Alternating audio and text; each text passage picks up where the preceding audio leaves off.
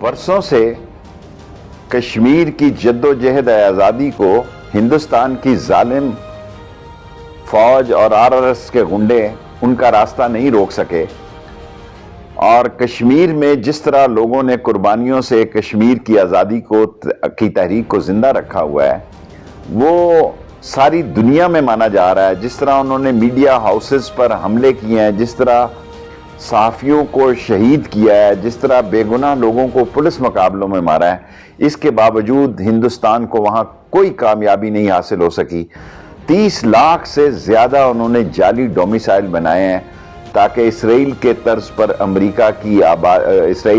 پر کشمیر کی آبادی کا بھی تناسب جو ہے وہ بگاڑا جا سکے، لیکن کشمیری کا جوش اور ولولہ اور ہمت اور تنتنا اور دبدبا جان ہتھیلی پہ رکھ کے وہ آزادی کی جنگ لڑ رہا ہے، اور ساری دنیا اس بات کو تسلیم کر رہی ہے کہ جو ظلم و ستم آج ہندوستان کے مسلمانوں پر ڈھایا جا رہا ہے، دنیا میں اس کی کوئی مثال نہیں ملتی۔ اور اپنے آپ کو سیکولر ملک کہلانے والا ہندوستان آج ساری دنیا میں ایک انتہا پسند ہندو دت کے نام سے جانا اور پہچانا جا رہا ہے، اور سارے پاکستان کی مسلمانوں کی، ساری عالم اسلام کی ہمدردیاں جو ہیں کشمیر کی جدوجہد آزادی کے ساتھ ہیں۔ پاکستان زندہ باد، کشمیر کی آزادی زندہ باد۔ اپنے کشمیری بہنوں اور بھائیوں کو یہ پیغام دینا ہے کہ ہم ان کی جدوجہد میں ان کے ساتھ کھڑے ہیں،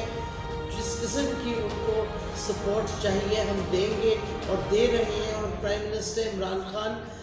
نے ہر انٹرنیشنل فورم پہ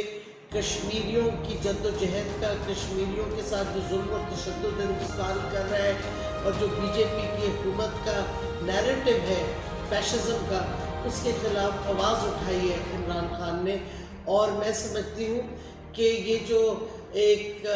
رائٹ فل اسٹرگل ہے، جو کہ ایک حق ہے کشمیریوں کا، جو پوری دنیا نے ان کو دیا ہے یونائٹڈ نیشن سیکورٹی کاؤنسل کی ریزولوشنز کے تھرو، کہ ان کا حق ہے کہ ان کو self determination through fair plebiscite دیا جائے۔ اور یہ